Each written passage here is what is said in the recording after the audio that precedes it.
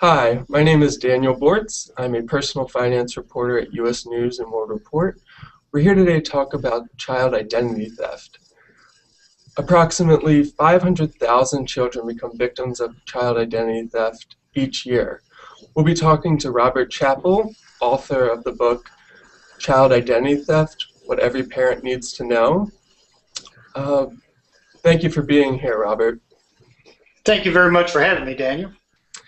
So just to start off, what's the level of awareness in this country as far as recognizing the threat of child identity theft? Well, Daniel, I don't really believe that parents and teachers and police officers really understand the magnitude of child identity theft. I think that a lot of people have heard about identity theft, but child identity theft is a new crime wave that is prevalent behind the scenes that parents need to be educated on. Can you tell us why foster children are significantly more vulnerable to child identity theft? Foster children lack the structure of having two parents in a good economic situation that can provide the security that children need. And they pass through several homes, they go through several hands, several foster care systems, and they lack the ability of the stability that takes care of their personal documents, it takes care of their personal information, the funds to have lock boxes to keep their birth certificates and their social security numbers in. And too many people have access to the information, and whenever too many people have access to information, and it opens itself up for misuse of the information. Now, as you point out in your book, so many parents don't even think to look at their own credit report for errors, let alone their child's. Is there any type of system that can be implemented to change that? Is there any possible solution? Well, you know, the motto of this educational campaign is that education is the key to prevention. And it begins with parents understanding that a child's information is of value.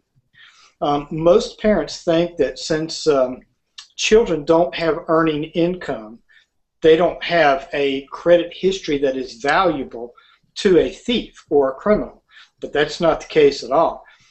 There are credit issuing agencies that look at first applications to determine whether someone is worthy of getting credit. Well, this is that situation here. A child has never had credit before, and therefore they've never had bad credit. So they're looked at as having good credit. Well, thieves have figured this out, and they've started targeting children in an unbelievable scale or magnitude. So parents, once they understand that children have a credit worthiness and that it is of value, they can take family steps to protect their identity. Simple things such as not carrying your children's information in your purse or your wallet. Teaching children that it's okay to say no to people who ask for their personal information like a social security number or date of birth. Safeguarding that information that protects children and their personal information. With all these protections that are trying to be put in place in terms of keeping children's identity and their personal information safe, are identity thieves who target children smarter, let's say, than people who target adults? Are there more benefits to stealing a child's identity than, say, somebody over the age of 18?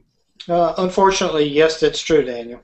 There are benefits, and the benefits are the longevity with which you can steal, use, and misuse someone's identity without discovery. Parents are used to operating within a 30-day billing cycle. For example, they're used to getting a utility bill, a credit card bill, a revolving account bill in the mail. So they're used to seeing their bills. They're used to checking their bills.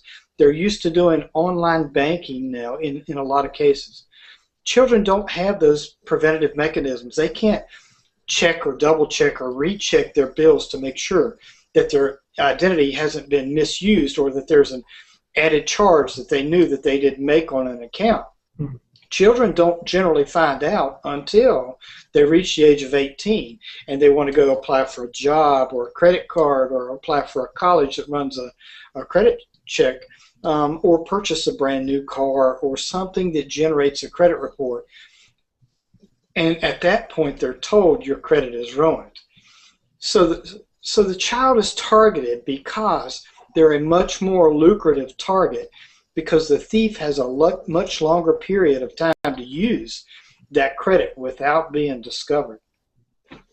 And with longer time to use it, the child's credit can be damaged and it takes longer to recover. Is that correct? Very good point, Daniel. That is spot on. The longer things go, the more abuses occur and the harder it is to clean up. And that's why parents need to educate themselves on child identity theft. And if they do, they can see some of the red flags that occur along the way that they may not have noticed before. Things such as an increased amount of mail in your child's name.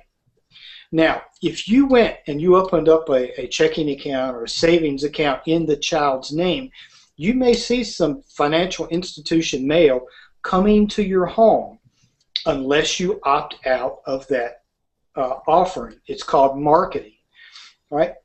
But let's say you didn't do anything like that. If that's the case, parents need to know that an increased volume of mail, especially credit card offers coming in your child's name, is a red flag that you need to pick up on and get that credit report in for your child and find out, has my child's credit been damaged? So it is really different when adults receive offers in the mail that they are pre-qualified for credit cards. They just toss those out a lot of times, but they should really treat the ones in their children's names with more attention than their own.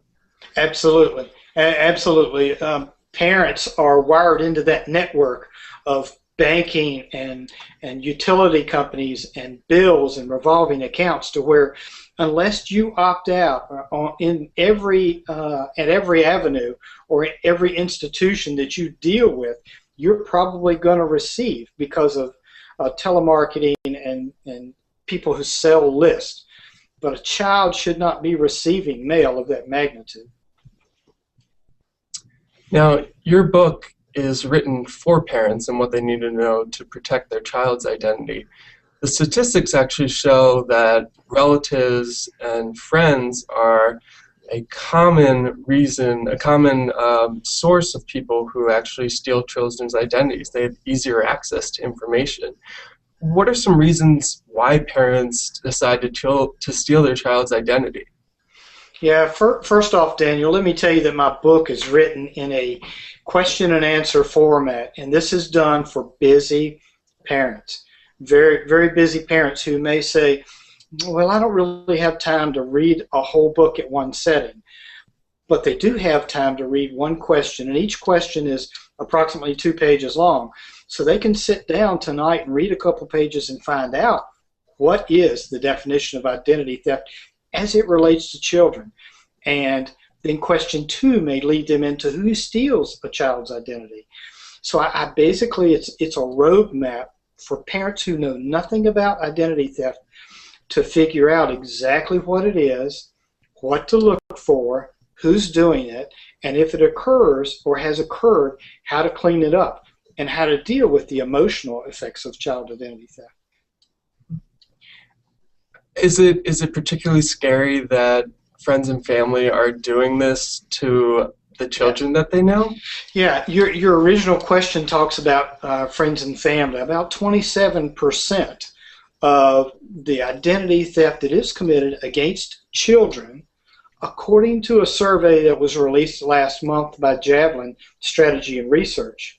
We're talking about parents, we're talking about distant relatives like aunts, uncles, grandparents, cousins, family members, and friends who are close enough to you to know what is your name, what is your date of birth, and potentially what is your social security number.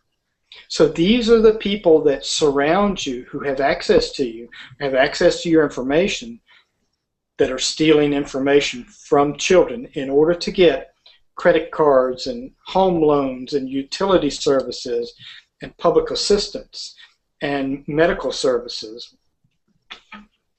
That's really scary. These people that kids trust are actually people that may be stealing their identity. I agree. What I usually say is that that parents usually look at hard economic times and make the wrong decision. The wrong, first and foremost, because it's illegal. But secondly, they think that if I can justify why I'm doing it, in other words, if I say that I'm doing it in order to provide for the child, to turn the heat back on, to provide some good hard service in their mind, that it's not as bad as if I was just stealing their identity to buy a luxury item. Well, what usually happens is that they couldn't pay their own bills. That leads them into the path of not being able to pay their children's bills. So, whereas they've ruined their credit and they think that they'll only be borrowing for a short period of time, their children's, the end result is usually that they can't pay theirs and they can't pay their children's, and their children's credit becomes damaged. And then it seems to snowball. It's not just not being able to pay the bill, but it starts with turning on the heat. But then maybe they feel to appease the child, they'll go ahead and get cable services that they couldn't pay in their name. And then from cable services, it goes into luxury items. So it generally doesn't tend to stop with just one service of a utility like the lights or the heat, the power, but rather it tends to snowball to where the parent now has damaged their credit, they've damaged the child's credit, and now they're buying luxury items in the child's name, and the child doesn't know about any of this. And then when the child finds out about it, years later, the child is hesitant to turn in their parent because they don't want to get the parent in trouble. But the problem with that, Daniel, is that if you want to clean up your credit, organizations and institutions are not going to clean up your credit without a police report. And the police, knowing or finding out who it is that has damaged your credit, are not going to want to pursue something with which you don't want to follow through with prosecution. So it really is a very tangled web with which the loser are children, is the victim. It's the innocent person who has done nothing wrong other than to exist. And when they want that big break in life, when they want to, turn 18 and go to college and get a job and a fresh start, there is no fresh start because they start with damaged credit. So they're always trying to work themselves out of a damaged situation. Well, thank you very much, Robert, for being here. This has been extremely informative, and thank you for bringing awareness to this very serious form of identity theft. Thank you very much, Daniel, for having me. Thanks. Bye.